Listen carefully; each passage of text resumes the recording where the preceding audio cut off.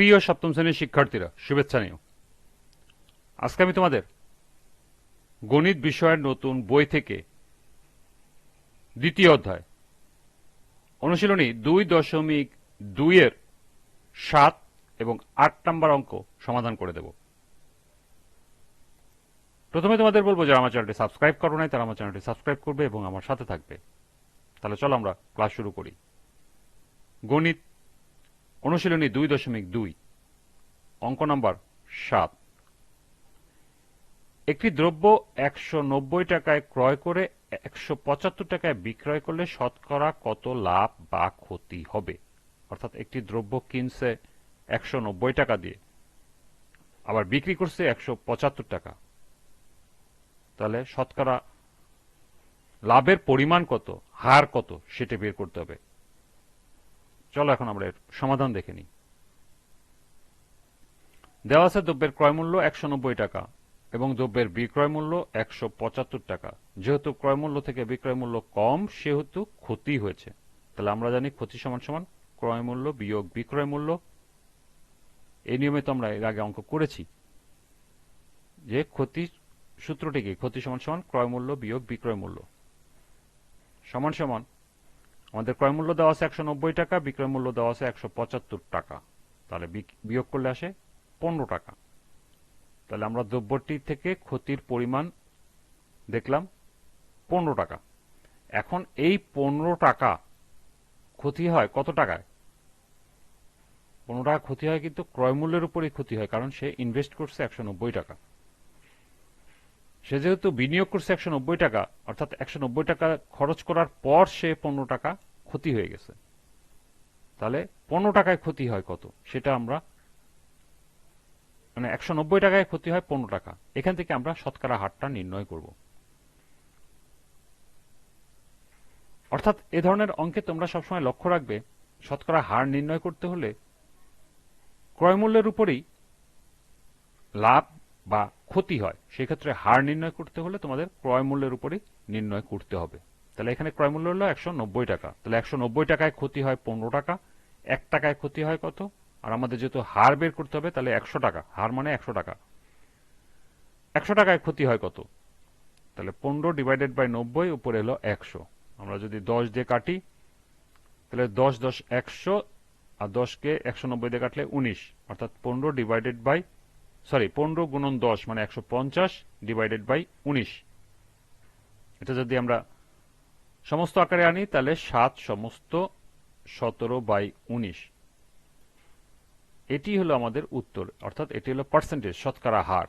নির্ণেয় ক্ষতি 7 সমস্ত 17/19%।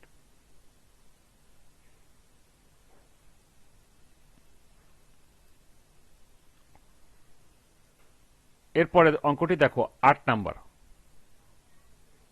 25 মিটার কাপড় যে মূল্যে ক্রয় করে সেই মূল্যে 20 মিটার কাপড় বিক্রি করলে শতকরা কত লাভ বা ক্ষতি হবে?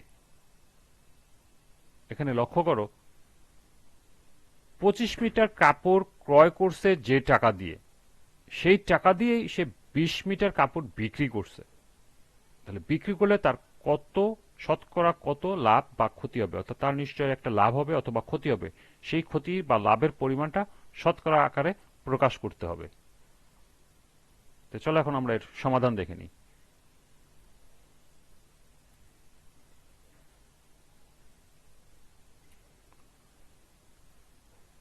আমরা এখানে ধরে নেব আর কি, ধরে নেব কাপড় কত, মানে ক্রয় মূল্যটা কত, সেটা আমরা একটা ধরে নেব। যে কোনো একটা জিনিস আমরা যদি ধরে নেই, তাহলে আমাদের অঙ্কটা করতে সুবিধা হবে। তাহলে মনে করি 25 মিটার কাপড়ের ক্রয় মূল্য পি টাকা।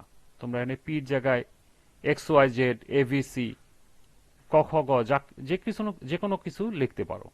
তা আমরা ধরে নিলাম কাপড়ের ক্রয় মূল্যটা ধরে নিলাম, কারণ আমাদের মূল্যটা কিন্তু সেম। প্রশ্নে উল্লেখ করা আছে 25 মিটার কাপড় যে টাকাতে কিনছে সেই টাকা দিয়েই 20 মিটার কাপড় বিক্রি করছে। তার মানে আমাদের 25 মিটার কাপড়ের ক্রয় মূল্য যদি আমরা পি টাকা ধরি, এটাই কিন্তু আমাদের 20 মিটার কাপড়ের বিক্রয় মূল্য, কারণ আমাদের টাকাটা হলো সেম। তাহলে মনে করি 25 মিটার কাপড়ের বিক্রয় মূল্য পি টাকা। তাহলে 1 মিটার কাপড়ের ক্রয় মূল্য কত সেটা আমরা বের করব। 1 মিটার কাপড়ের ক্রয় মূল্য অবশ্যই কম হবে, কম হলে ভাগ, অর্থাৎ পি ডিভাইডেড বাই 25 টাকা। এটা হলো আমাদের 1 মিটার কাপড়ের ক্রয় মূল্য বেরোলো। আবার 20 মিটার কাপড় বিক্রয় মূল্য পি টাকা, কারণ বলছে যে 25 মিটার কাপড় যে টাকাতে কিনছে 20 মিটার কাপড় সে টাকাতে বিক্রি করছে, তাহলে 20 মিটার কাপড়ের বিক্রয় মূল্য পি টাকা। 1 মিটার কাপড়ের বিক্রয় মূল্য কত? নিশ্চয়ই কম, কম হলে ভাগ হবে পি ভাগ 20 টাকা। তাহলে এখানে বলছি কি, যেহেতু ক্রয় মূল্য থেকে আমরা দেখতেছি যে ক্রয় মূল্য থেকে বিক্রয় মূল্যের পরিমাণটা বেশি, তাহলে লাভ হয়েছে। তাহলে আমরা জানি লাভের অংশ, আমরা যে থিওরি আছে, সূত্র আছে, সেটা তো আমরা জানি, লাভ সমান সমান বিক্রয় মূল্য বিয়োগ ক্রয় মূল্য। তাহলে এখানে বিক্রয় মূল্য কত? পি বাই 20 আর ক্রয় মূল্য বিয়োগ পি বাই 25 টাকা। আমরা যদি লসাগু করি তাহলে 20 আর 25 এর লসাগু হবে 100। 100 কে যদি 20 দিয়ে ভাগ দিয়ে আসবে 5, 5 কে পি দিয়ে গুণ করলে আসবে 5 পি। বিয়োগ আছে, বিয়োগ বসাবো। আবার 100 কে যদি আমরা 25 দিয়ে ভাগ দিই তাহলে আসবে 4, 4 কে পি দিয়ে গুণ করলে পি, 4 পি। পরবর্তী লাইনে দেখো, এই 5 পি থেকে যদি 4 পি চলে যায়, একটা পি থাকে আর নিচে 100, অর্থাৎ আমাদের লাভ হয়েছে 1 মিটার কাপড়ে লাভের পরিমাণ আমরা বের করে ফেলছি, পি ডিভাইডেড বাই 100 টাকা। এটা হলো আমার 1 মিটার কাপড়ের বিক্রয় মূল্য, কারণ আমরা এখানে 1 মিটার কাপড়ের ক্রয় মূল্য এবং 1 মিটার কাপড়ের বিক্রয় মূল্য বের করছি। তাহলে আমাদের 1 মিটার কাপড়ের বিক্রয় মূল্য বের করছি। এখান থেকে দেখো আমাদের লাভ কত, 1 মিটার কাপড়ের লাভের ক্রয় মূল্য কত? 1 মিটার কাপড়ের ক্রয় মূল্য এত টাকা, পি বাই 25 টাকা।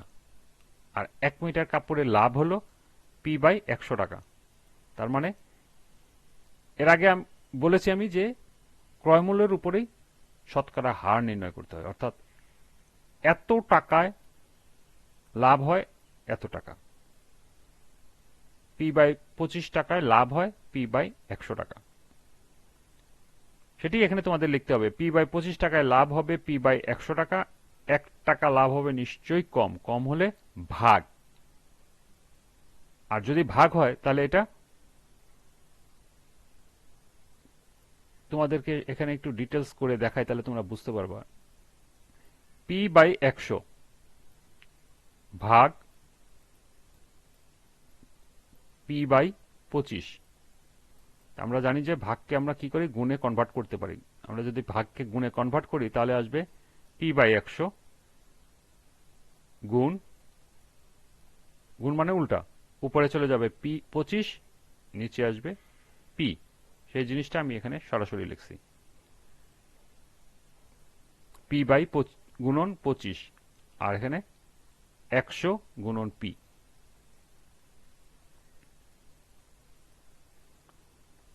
আবার 100 টাকা লাভ হবে কত, কারণ আমাদেরকে শতকরা হার বের করতে হবে। শতকরা হার মানে 100 টাকা, 100 টাকায় কত লাভ বা ক্ষতি হবে সেটাই বের করতে হবে। তো আমরা যেহেতু লাভ হয়েছে তাহলে 100 টাকায় কত লাভ হবে, তাহলে বেশি হবে। বেশি হলে কি হবে, গুণ হবে। তাহলে আগে পি গুণন 25 থাকবে গুণন 100 আর নিচে 100 ডিভাইডেড বাই পি। লক্ষ্য করো এই পি কাটাকাটি যায় উপরে নিচে, আবার এই 100 কাটাকাটি যায়, থাকে শুধু 25, অর্থাৎ 25 টাকা। এটি হলো আমাদের উত্তর। সুতরাং লাভ হবে 25%। এখানে উত্তরের সময় পার্সেন্ট অবশ্যই উল্লেখ করতে হবে, যেহেতু বলছে শতকরা হার কত, আর আমরা শতকরা হার বের করছি। শতকরা মানে 100 টাকায় হার বের করছি, অতএব এই উত্তরটি হবে পার্সেন্টেজে। এটি হলো এই অঙ্কের উত্তর।